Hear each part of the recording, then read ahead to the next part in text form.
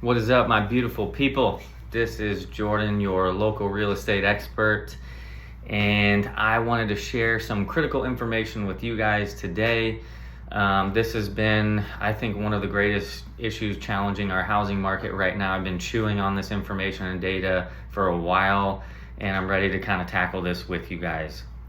So bear with me. It's going to be more than 15 seconds. There's no way to discuss this in 15 seconds. So bear with me. But I want to jump right in. So I'm going to share some information with you guys from a local appraisal company, Sprinkle Appraisal. They're amazing. They eat, sleep, and breathe this data and stats all day, every day. This is what they do. And they send out reports to us to keep us current on local sales trends and data and statistics. So I want to dive into some of this, but the issue that I want to tackle today, I feel like, is the elephant in the room that we all need to talk about. We have a major affordability problem. I'm going to speak specifically to our local real estate market in Shasta County, but this is a national trend. It's a national issue. A lot of the things that I'm going to share with you, the data, it is a national trend. But I'm going to focus specifically on Redding, California, because that's where we live. So I'm going to jump right in. You'll see in these stats that I'm going to pull up for you. I really want to dive into this so you guys can see the affordability crisis that we have. So I'm going to zoom in a little bit and I'm going to throw up this slide, and you'll see I've highlighted all these in red so you guys can zoom in and check this out. So check out the first one I want to talk about, July of 2022, this year. The average sale price for a home in Redding, California was $470,000. Go back a little bit, quarter two, go back just a little bit.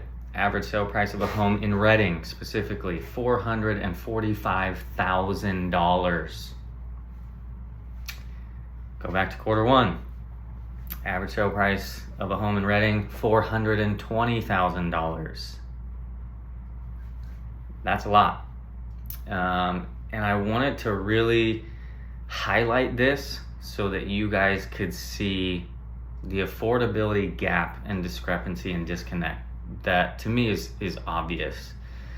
So if you look back just a little bit, and if you go just a little bit backwards and you go to like quarter two of 2020, the average sale price for a home in Redding was like $320,000. In 2 short years, we have had over $100,000 of appreciation in housing.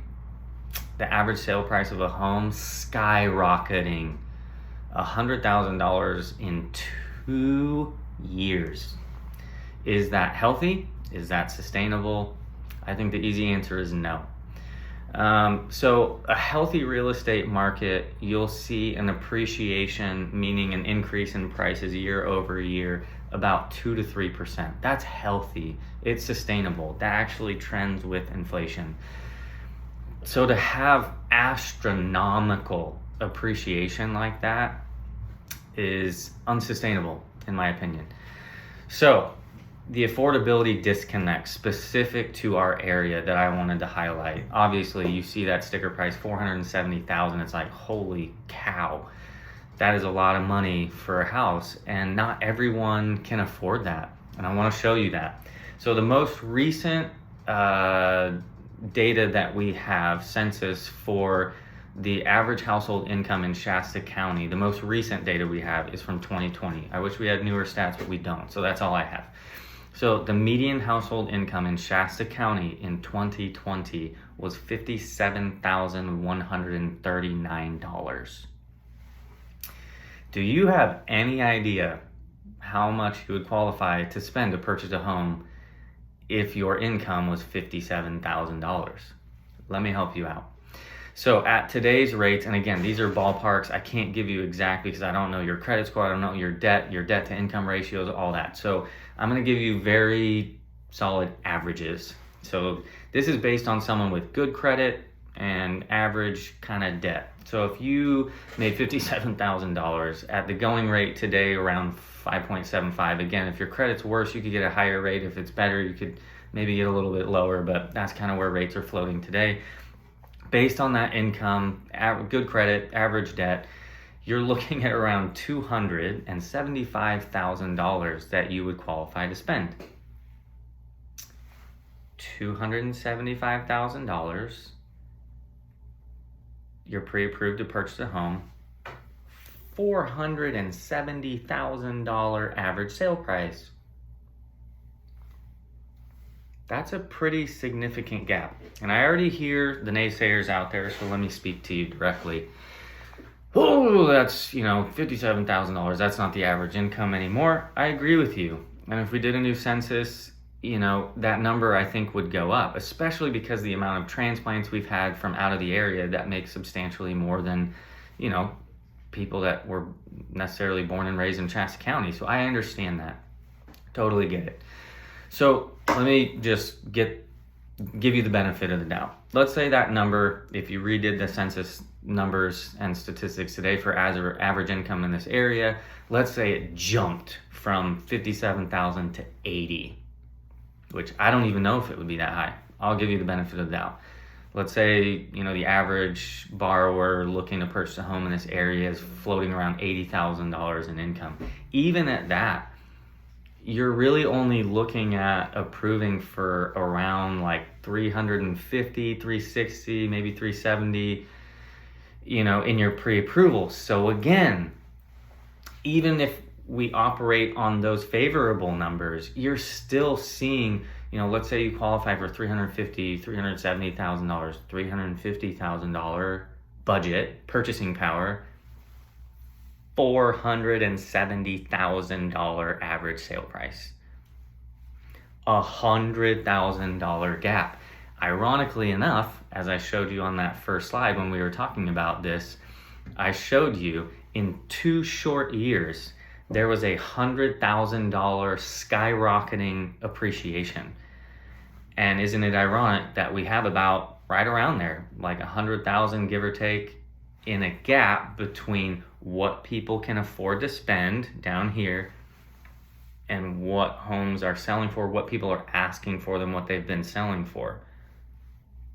A major disconnect. At the end of the day, with anything, real estate, doesn't matter. Affordability will drive the market at the end of the day. Why? Simple. You can't buy what you can't afford. If you don't qualify to spend $450,000, guess what? You can't buy a $450,000 house unless you have $450,000 in cash, which you probably don't if you're like most people. So affordability is a major, major problem.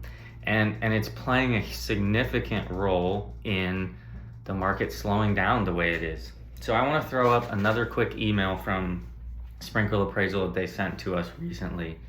That I want to read some of this to you because it's interesting. So I highlighted a lot of this in red for you guys to see on this slide from this email so you could track with me. And they mentioned that Moody's data indicates that 96% of regional housing markets are overvalued, meaning prices are above what local incomes support. I literally just showed that to you. Hitting the nail on the head right there. They also reported that they believe we've officially moved from a housing boom to a housing correction. Again, because at the end of the day, affordability is going to drive the market. Someone could ask whatever they want for their car, their house, their boat. It doesn't matter.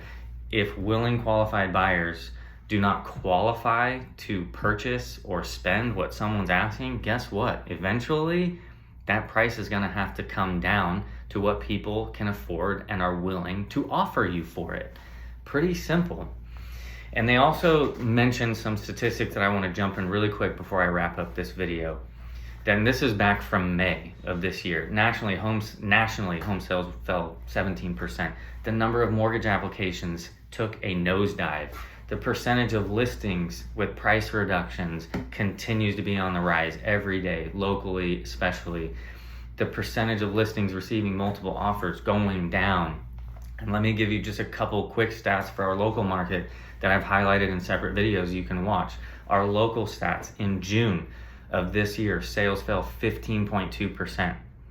The number of listings in June year over year went up 35%. The next month, July, year over year, sales fell 24%. And the number of listings year over year, July to July, up 35%.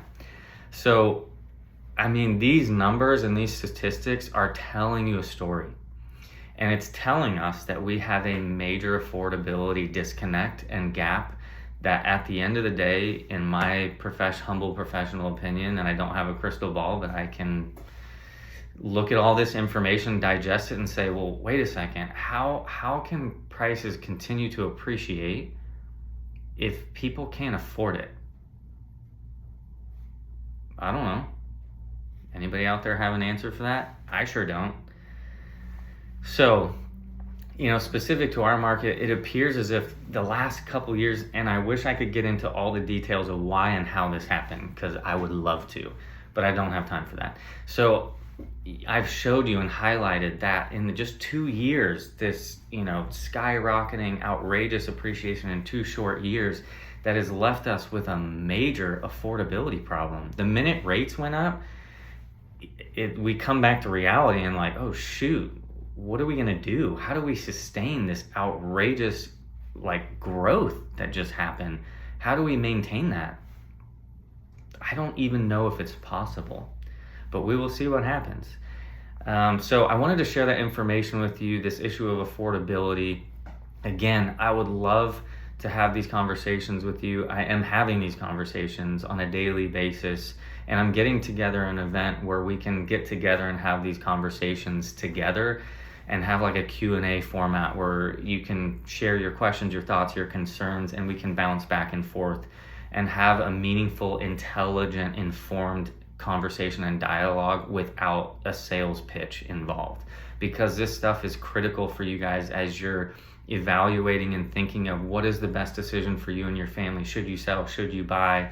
What are you doing? Should you scale back your spending? Where may the market be headed? Should we wait? Should we do it now? Where are rates headed?